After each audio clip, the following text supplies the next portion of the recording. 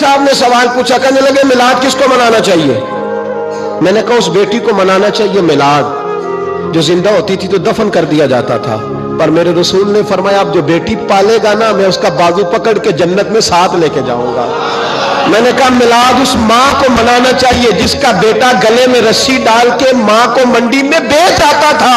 میرے مصطفیٰ کریم نے فرمایا جنت 7 آسمانوں کے اوپر سدرۃ المنتہا کے پاس تھی، پر میں نے وہاں سے کھینچ کے لا کے ماں کے قدموں کے نیچے رکھ دی ہے۔ میلاد اس باپ کو منانا چاہیے جس کی اولاد ڈنڈوں سے مارتی تھی، پر رسول کریم علیہ السلام نے فرمایا سن لو سن لو سن لو، اب جس کا ابا راضی ہوگا اسی کا اللہ راضی ہوگا۔ میں نے کہا میلاد اس غریب کو منانا چاہیے جو بھینس کی طرح بکری کی طرح منڈی میں بکتا تھا، پر مصطفیٰ نے کالے رنگ والے حبشی غلام کو سینے سے لگا کے کہا غریبوں کو چھوٹا نہ سمجھنا، میں اللہ کے رسول جب جنت میں جاؤں گا تو آگے بھی غریب ہوں گے، پیچھے بھی غریب ہوں گے، دائیں بھی غریب ہوں گے، بائیں بھی غریب ہوں گے۔ فرمایا امیر ویٹنگ لسٹ میں ہوں گے، 500 سال بعد جنت میں جائیں گے، غریبوں کے لیے جنت کے دروازے 500 سال پہلے ہی کھلوا دوں گا۔ اسے منانا چاہیے، میلاد منانا چاہیے۔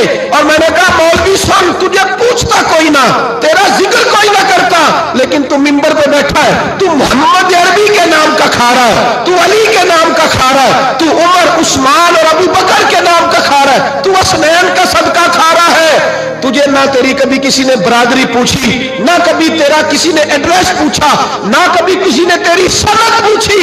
لوگ تیرے نعرے لگاتے ہیں، لوگ تیرے ہاتھ چومتے ہیں، پھر مان جا کہ تجھے صبح بھی میلاد منانا ہے، شام بھی میلاد منانا ہے، اور تجھے یہ کہنا چاہیے خس خس جنہ قدر نہیں میرا ایتے صاحب نو وڈیائیاں میں گلیاں دا روڑا کوڑا ایتے محل چکایا سائیاں، تیرا کام تھا تیری آنکھیں بھیگی رہتی۔ اور اس بوڑھے کو بھی میلاد منانا چاہیے جس کے بارے میں میرے نبی پاک نے فرمایا سفید داڑھی والے کی جس نے عزت کی اس نے تو رب کی عزت کی، اس نے تو رب کی عزت کی میرے بھائی۔ اس مزدور کو بھی میلاد منانا چاہیے جس کے بارے میں نبی پاک نے فرمایا جو اپنے ہاتھوں پہ چھالے ڈال کے مزدوری کرتا ہے میں نے تو اسے رب کریم کا دوست بنا دیا ہے۔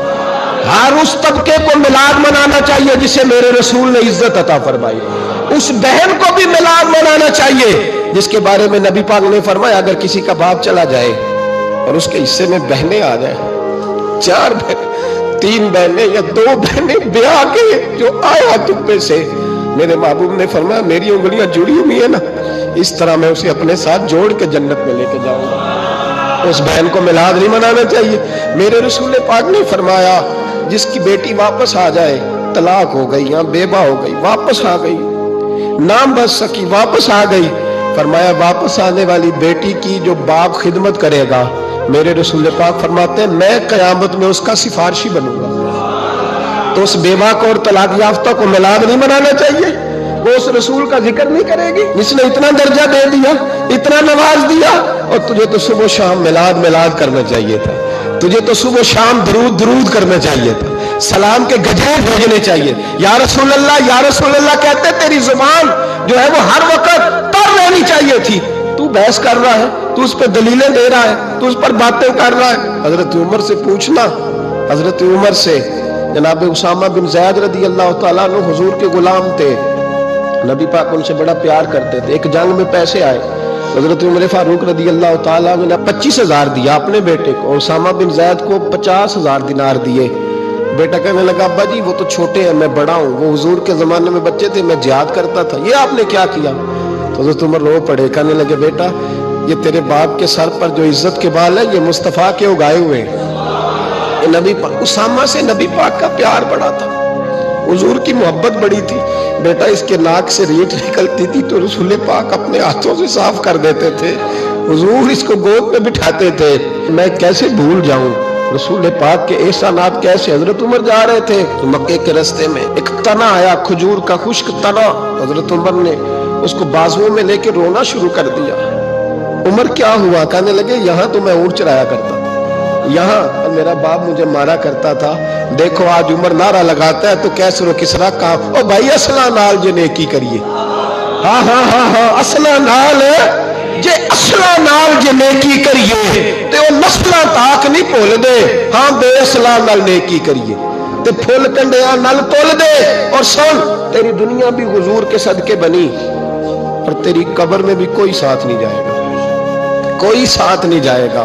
कब्र में भी मुस्तफा करीम सल्लल्लाहु, और देखना कब्र के अंदर भी कभी कोई गया है? कब्र में भी रसूल पाक, कब्र में भी रसूल पाक, कब्र में भी रसूल पाक। मेरे उस्ताद फरमाया करते थे, बताओ जिस कब्र में नबी पाक आएंगे वहां अजाब क्या होना है? जब हुजूर ही आ गए तो अजाब क्या होना है? नबी पाक तो जिधर से गुजर जाए रब वो जगह जन्नत बना देता है, वहां क्या अजाब होना है? वहां तो दीदार होना है।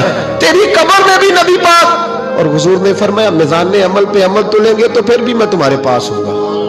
हुजूर अलैहिस्सलाम ने फरमाया पुल सिरात से गुजरोगे तो फिर भी मैं तुम्हारे पास होऊंगा। और मेरे रसूल पाक अलैहिस्सलाम ने फरमाया जब तुम जन्नत में जाने लगोगे तो फिर भी मैं तुम्हारे। तू बता, तेरे रसूल तो हर वक्त तेरे साथ है, तू कब कब नबी पाक के साथ होता है? तू बताना, तू कब कब नबी पाक के साथ? मैं छोटे जलसे का कायल हूँ, लंबी महफिल में गुजारिश करता हूँ दोस्तों से कि लंबा जलसा न करो, लेकिन एक जगह पे मैं गया तो एक बड़े पढ़े लिखे आदमी ने मुझे कहा मौलाना इनको समझाएं, आधी रात तक बिठाए रहते हैं, इनको समझाएं। मैंने कहा मैं समझाऊंगा पर आप भी जरा अपना लबो लहजा थोड़ा धीमा करें। तू तो पूरी रात नहीं नबी पाक के लिए जागा और मेरे रसूल तो सारी हयात तेरे लिए जागते रहे, सारी रात महबूब ने। क्या कहते हैं बरेली के इमाम आला हज़रत फरमाते हैं उनकी महक ने दिल के गुंचे खिला दिए, वो जिस राह चल दिए हैं कूचे बसा दिए हैं, मेरे करीम से गर कतरा किसी ने मांगा दरे